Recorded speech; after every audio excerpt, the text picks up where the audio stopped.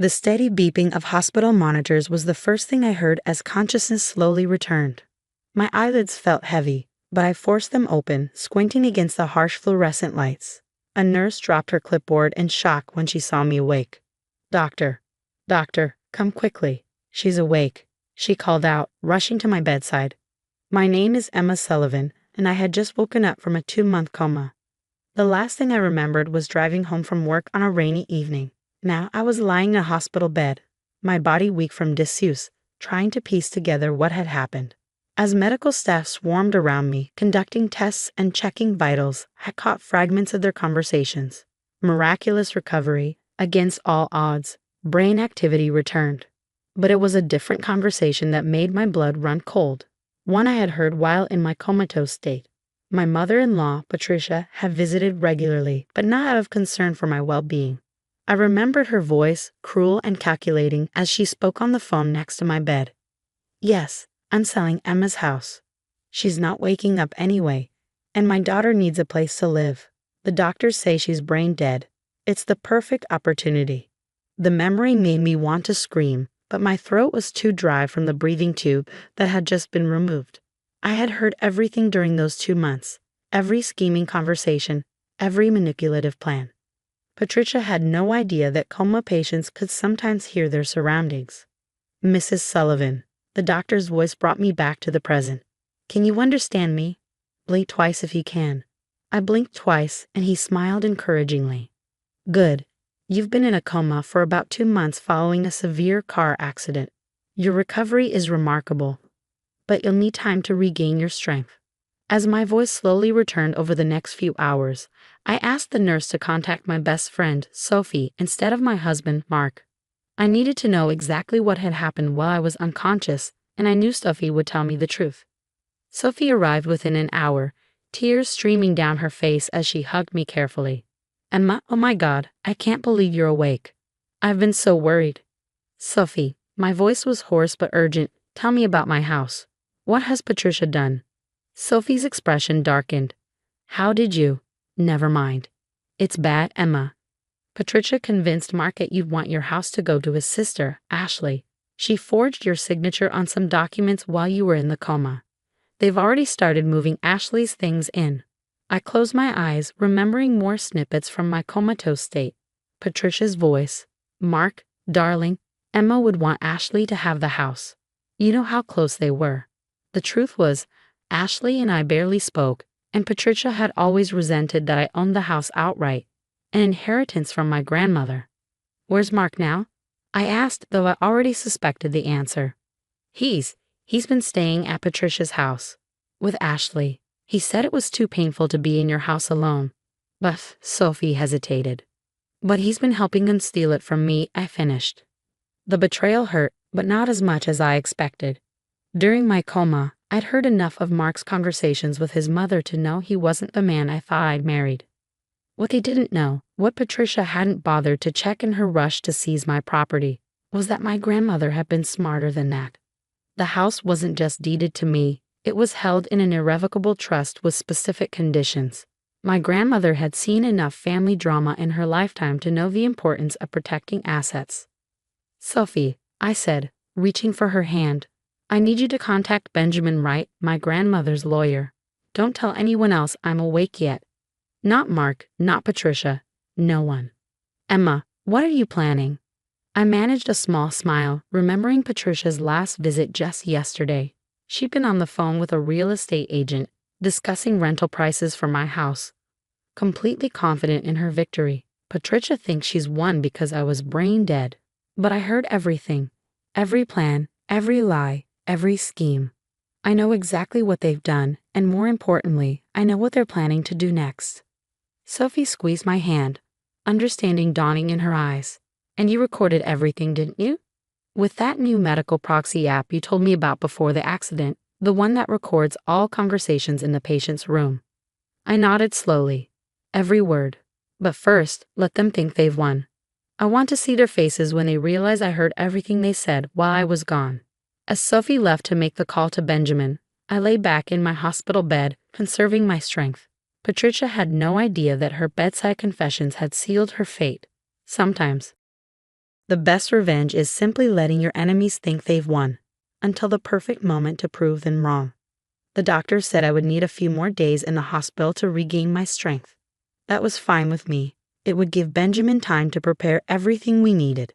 Patricia and Mark thought they had staged the perfect plot during my coma. They were about to learn that sometimes playing dead is the best way to catch the snake in your garden. 3 days after waking up, I was still in the hospital when I heard Patricia's shrill voice echoing down the hallway. My heart raced, but I quickly closed my eyes, maintaining steady breathing. The door opened and I could smell her overwhelming perfume. "Still no change," she said loudly, presumably on her phone. "Ashley's already redecorated half the house. We should have the rental agreement signed by next week. The extra income will be perfect for her wedding plans." I felt her move closer to my bed. Can you believe the doctors still want to run tests? They should just let nature take its course. It's been 2 months. She's not coming back. Just then my phone, which Sophie had placed on my bedside table, pinged with a message. Patricia went silent. "Hello." She moved closer, probably trying to see the screen. I heard her sharp intake of breath. Benjamin Wright. Why is Emma's grandmother's lawyer messaging her now? The rustle of movement told me she was reaching for my phone. That's when I opened my eyes. "I wouldn't touch that if I were you, Patricia." Her scream was everything I'd hoped for. She stumbled backward, face pale as if she'd seen a ghost. In a way, she had. "Emma? But you're brain dead." I finished for her, my voice stronger now after days of therapy. "That's what you've been telling everyone, isn't it? Along with all those plans for my house." She recovered quickly, smoothing her expensive blouse. "You must be confused, dear. The doctor said you had minimal brain activity. We were just trying to do what's best for everyone. By forging my signature, by planning to rent out my house, by convincing Mark I'd want Ashley to have everything." Her eyes narrowed. "You can't prove any of that. You were in a coma." I reached for my phone, pulling up the recording app. "Actually, I can prove all of it. It's amazing what technology can do these days. Did you know there's an app that records everything said in a patient's room once it's activated by their medical proxy?" The color drained from her face again. You recorded." "Everything," I confirmed. "Every visit, every phone call, every scheme you plotted by my bedside. Would you like to hear some highlights?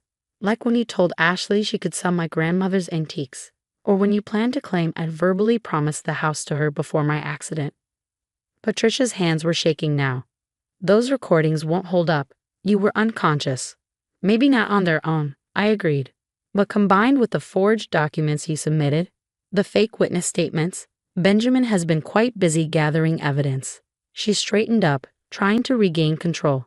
"Mark won't let you do this. He agrees Ashley deserves. Mark lost any say in this when he chose to help steal from his comatose wife." I cut her off. "But please, keep talking. The app is still recording." The door opened again, and Sophie walked in with Benjamin Wright. Patricia's face went from white to gray. "Mrs. Watson," Benjamin said formally, addressing Patricia, "I've been hoping to speak with you about some concerning documents that were recently filed." Patricia grabbed her purse, heading for the door. "I don't have to listen to this. You were half dead, Emma. We did what needed to be done." "No, Patricia," I called after her. "You did what you wanted to do, thinking I'd never wake up to stop you. That was your mistake." She paused at the door, turning back with a sneer. "You don't have the strength for this fight. Look at you, you can barely sit up." I smiled, holding up my phone. "I don't need strength. I just needed you to keep talking. And you did, day after day, sitting right here, laying out every detail of your plans. Would you like to know what else I recorded while you thought I couldn't hear?" She fled, her heels clicking rapidly down the hallway. Benjamin placed a thick folder on my lap. "Everything's ready," he said. "The trust documents, the recordings, the evidence of fraud. Would you like me to proceed?" I nodded, thinking of Ashley already redecorating my home, Mark helping her move in, Patricia orchestrating everything from the shadows. "Yes," I said firmly. "It's time they learned who they were really dealing with." Sophie sat beside me, squeezing my hand. "Mark's been calling me, asking if I've heard anything about your condition. Has he visited even once since they started moving Ashley in?"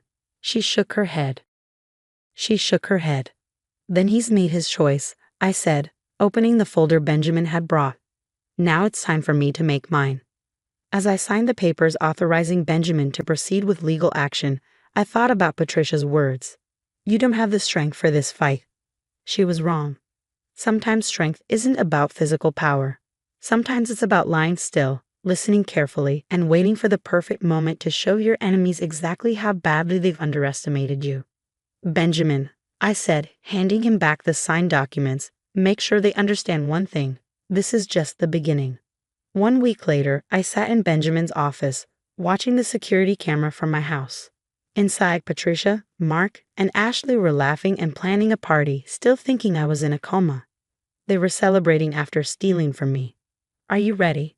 Benjamin asked, fixing his tie. I nodded and adjusted the blanket on my hospital wheelchair. I could walk a little now, but we decided to make it look like I was still weak. We wanted them to think I wasn't a threat. Sophie pushed me to the front door, my house, with my key they never found. Their faces when I rolled in were unforgettable. Hello, family, I said calmly. Having a party without me? Ashley dropped her wine glass. Mark went pale. But Patricia, always pretending to care, spoke first.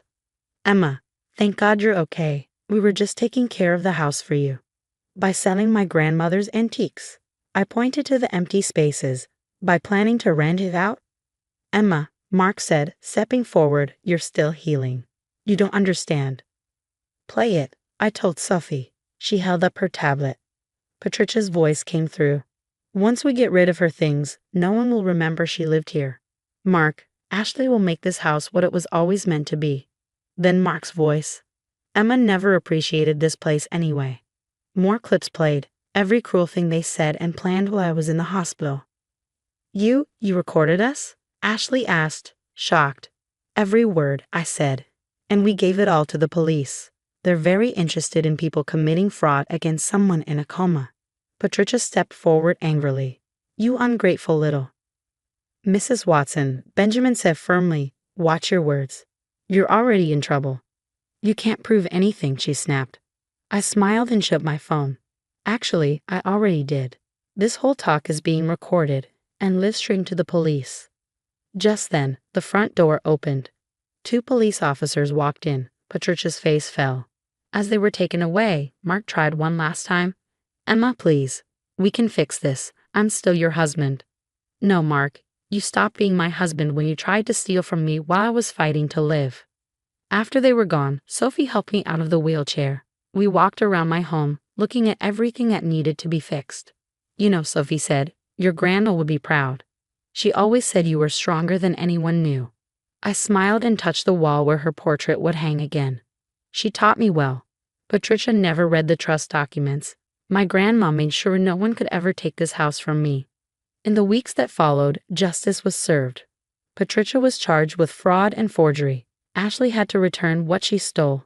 Mark got divorce papers and moved back in with his mom. Their dreams of easy money were over. Patricia sent me a letter from jail. You ruined everything. We were going to be a real family. I wrote back, real family doesn't steal from someone in a coma. 6 months later, I stood in my fully restored home, hosting a different kind of party. Sophie, Benjamin, and the hospital staff were there. The house was filled with laughter and love, just as it should be. To Emma, Sophie said, raising her glass, who showed us that the best revenge is staying quiet and letting others expose themselves. I smiled, thinking of Patricia, Mark, and Ashley. They thought I was weak. They never knew I was waiting for the right moment. My grandmother's portrait looked down at me. I could almost hear her say, the strongest people are often the quietest. They watch, wait, and strike at the right time. She was right. I didn't need to fight or yell. I just had to wait until the time was right to show them they had never truly won. The house was mine again. My life was mine. And my future was bright.